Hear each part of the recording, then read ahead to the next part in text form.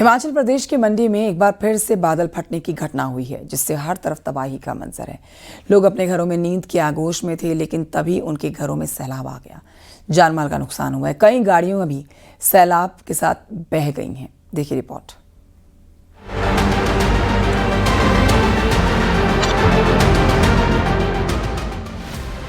हिमाचल प्रदेश पर बरसी आफत, आसमानी कहर के आगे बेबस हुई जिंदगी। मंडी में बादल फटने के बाद तबाही। हिमाचल प्रदेश में इस वक्त मौसम की मार पड़ रही है। कुदरत की ऐसी टेढ़ी नजर पड़ी कि हर तरफ बस तबाही का मंजर है। हाहाकारी तस्वीरें बयां कर रही हैं कि मानसूनी आफत के आगे जिंदगी पनाह मांग रही है। मंडी में बादल फटा तो कुछ इस तरह का कहर बरपा, जहां तक नजर जाएगी सिर्फ और सिर्फ तबाही है। सुबह करीब 4 बजे हुई भारी बारिश के बाद नाले उफान पर आ गए, जिससे दर्जनों गांवों में हड़कंप मच गया। पहाड़ों से मलबा नीचे की तरफ बहकर आने लगा, जिसके बाद वो गांवों में दाखिल हो गया।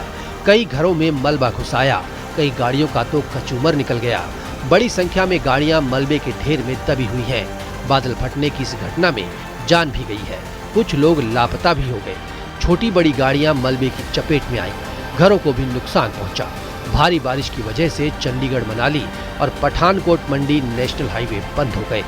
आसमानी मुसीबत आने के बाद घरों में मलबा घुसने से कई लोग फंस गए। स्थानीय लोग एक दूसरे की मदद कर रहे थे। सीढ़ी की मदद से कई लोगों की जान बचाई गई। मंडी में बारिश ने लोगों का जीवन अस्त व्यस्त कर दिया। मलबा आने से जगह जगह सड़कें टूट गईं। इतना ही नहीं, पेड़ उजड़ गए। कई जगह पानी बह रहा है। सड़कों पर बड़े बड़े पत्थर गिरे हैं, जिससे कई जगह पर रास्ते बंद हैं। मंडी के लोग तबाही देखने के सिवाय कुछ नहीं कर पा रहे। उनकी आंखों के सामने आशियाने टूट रहे हैं। मंडी शहर के कई हिस्सों में बाढ़ जैसे हालात बने हुए हैं। राहत बचाव का काम जारी है। एनडीआरएफ की टीम ने मोर्चा संभाल लिया है। प्रशासन ने लोगों को घरों में रहने की सलाह दी है। तबाही बहुत बड़ी है, जान माल का नुकसान हो रहा है।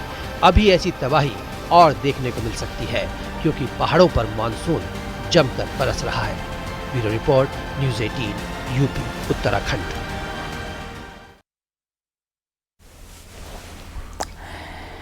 और ये बढ़ते हैं आगे। आगरा की खबर आपको बताते हैं। यहाँ पर भी लगातार बारिश के कारण नदियों का जलस्तर बढ़ा हुआ है। खैरागढ़ में उंटांगन नदी का जलस्तर बढ़ा हुआ है। पुलिस अधिकारियों ने नदी किनारे बसे हुए गांव का निरीक्षण किया। ग्रामीणों को नदी के पास न जाने की हिदायत दी और साथ ही संबंधित अधिकारियों को भी जरूरी दिशा निर्देश दिए। खैरागढ़ तहसील में कोई छोटे बड़े 33 बांध हैं, जिनमें लगातार पानी का स्तर बढ़ रहा है। इसलिए लोगों को जागरूक करने के लिए और किसी भी अप्रिय घटना से लोगों के बचाव के लिए लोगों को बताया जा रहा है कि वो किनारे पर ना आए। किनारे पे जो बसावट है उनको कस्बों में शिफ्ट करने की कहा जा रहा है, क्योंकि पिछले वर्ष भी कुछ अप्रिय घटनाएं हुई थी, लोगों की जान गई थी। तो इस तरीके की घटनाएं ना हो और उटंगन के जलभराव से जनहानि ना हो। तो वहीं आपको बताएं कि आगरा में लगातार बारिश हो रही है और इसकी वजह से नदियों का जलस्तर बढ़ा हुआ है। तस्वीरें भी आपने देखी और पुलिस अधिकारी यहाँ आसपास लोगों को आगाह भी कर रहे हैं। लेकिन वहाँ गाजीपुर की जानकारी आप ले लीजिए। पुलिस ने यहाँ पर फर्जी मेडिकल सर्टिफिकेट बनाने वाले एक जालसाज को गिरफ्तार किया है। गाजीपुर मेडिकल कॉलेज के प्रिंसिपल की शिकायत पर पुलिस ने जालसाज को पकड़ा। पुलिस ने जालसाज के पास से मेडिकल अफसरों की मोहर बरामद की है और ज़रूरी दस्तावेज बरामद किए हैं। गाजीपुर के रहने वाले थे, जैसा वो बता रहे थे, लेकिन जो उन्होंने एड्रेस लिखा तो वो भी फर्जी था। वहां भी हमने अपना आदमी भेजा था ढूंढने के लिए, लेकिन वो भी फर्जी एड्रेस था। और हमारा भरपूर प्रयास है कि भविष्य में हम ऐसा कुछ ना होने दें। हम अपने अस्पताल को भ्रष्टाचार मुक्त बनाएं। यहाँ कोई फर्जी सर्टिफिकेट ना बना हो, कोई किसी को फर्जी मेडिकल ना दे, कोई किसी को कहीं फर्जी भर्ती ना कराए, कोई दलाली करके मरीज को बाहर ना ले जाए। हमारे डॉक्टर एक तरह से पूरे ट्रेंड हैं, पूरे सक्षम है प्रॉपर इलाज करने। उधर बिजनौर में एक पति ने अपनी पत्नी की हत्या कर दी। आरोपी ने कमरे में सो रही अपनी दूसरी पत्नी साहिबा पर चाकू से हमला किया। बच्चों के शोर मचाने पर आसपास के लोग इकट्ठा हुए, पुलिस को जानकारी दी।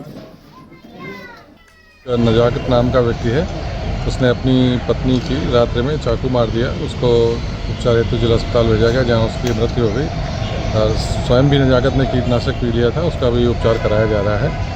घटना के संबंध में ये बात प्रकाश में आई कि नजाकत की 2 शादियां हुई थी। ये इसकी दूसरी बीवी थी और उम्र में से काफ़ी कम थी। इसकी उम्र करीब 32 साल थी और नजाकत की उम्र 55 साल है।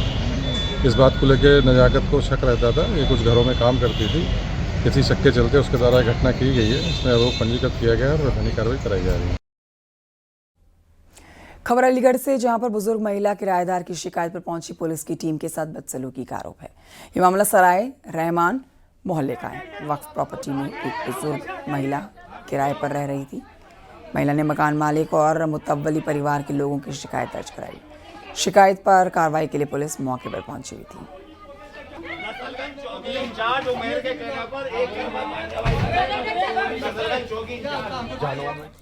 उधर अलीगढ़ में एक ही बिल्डिंग में 3 संस्थाओं के संचालन का मामला सामने आया। यश ग्लोबल स्कूल एक ही बिल्डिंग में इसके high school, inter college, degree college संचालित का मामला सामने आया। जिला प्रशासन और राज्यपाल से इसकी शिकायत की गई। स्कूल की यस ग्लोबल पब्लिक स्कूल की जांच कराई है। हमारे खंड शिक्षा अधिकारी ने जांच किया है। जांच में ये पाया गया कि एक ही परिसर में प्राइमरी, जूनियर, इनके inter college, degree, BTC, BEd सारी कक्षाएं चल रही हैं और कमरे मात्र 16 हैं ऊपर नीचे बना करके। 16 कमरों में ही संचालित हो रही है। एक प्रथम दृष्टया यह फर्जीवाड़ा है और मुझे लगता है कि जब इसके भूमि और भवन की जांच होगी तो और बहुत बड़ा फर्जीवाड़ा सामने आएगा। खबर आजमगढ़ जिले से, जहां पर रानी की सराय के पास में अमोड़ा मेदनीपुर पर नेशनल हाईवे पर टोल संचालित किया जा रहा था। बड़ा फर्जीवाड़ा सामने आया इस टोल के ऊपर। टोल संचालन का काम कर रही कंपनी ने राष्ट्रीय राजमार्ग प्राधिकरण से मात्र 100 रुपये के अनुबंध पर टोल का संचालन किया है।